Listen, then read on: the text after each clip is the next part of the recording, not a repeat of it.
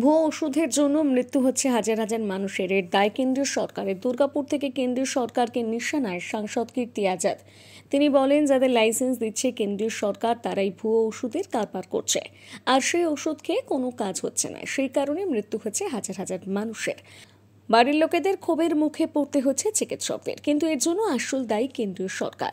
আমি এর জন্য লড়ছি, যত দূর যাওয়া যায় যাব। দুর্গাপুরের ইএসআই হাসপাতালের ক্রিটিক্যাল কেয়ার ইউনিট ও সি-আর্ম মেশিনের উদ্বোধনে বললেন রাজ্যের আইন বিচার বিভাগীয় শ্রমমন্ত্রী মলয় ঘটক এবং বর্ধমান দুর্গাপুরের সাংসদ কীর্তি আজাদ। দুর্গাপুরে রয়েছে একাধিক ছোট বড় কলকারখানা, রয়েছে হাজার হাজার শ্রমিক। প্রতিনিয়ত দুর্ঘটনার কবলে পড়তে হয় শ্রমিকদের।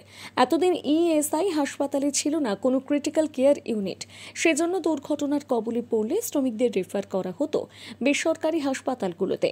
এবার অস্ত্রোপচারের সময় সি-আর্ম মেশিনের সাহায্যে দ্রুত আঘাতের জায়গা চিহ্নিত করে কম সময়ে অস্ত্রোপচার করা সম্ভব হবে।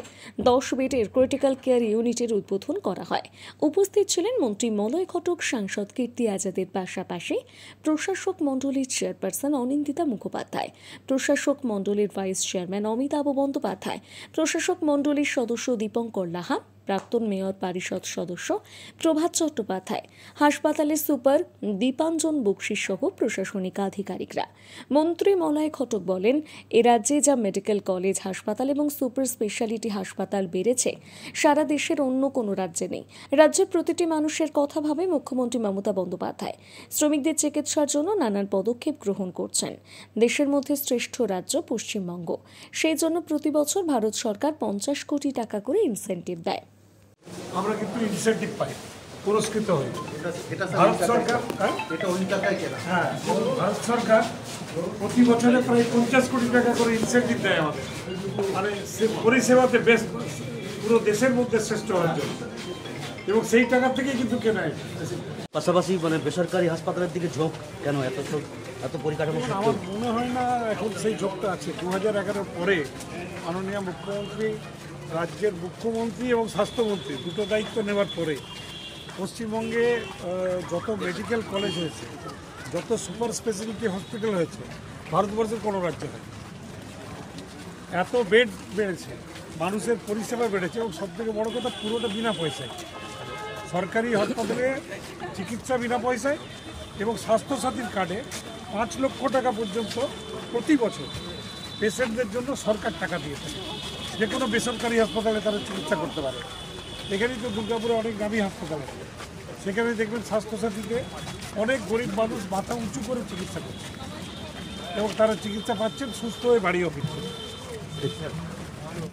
আজকে যেটা উদ্বোধন হলো আমাদের ক্রিটিক্যাল কেয়ার ইউনিট, যেটা অত্যাধুনিক যন্ত্রপাতি সমন্বিত ক্রিটিক্যাল কেয়ার ইউনিটের উদ্বোধন করলেন আমাদের মাননীয় মন্ত্রী শ্রী মলয় ঘটক মহাশয়।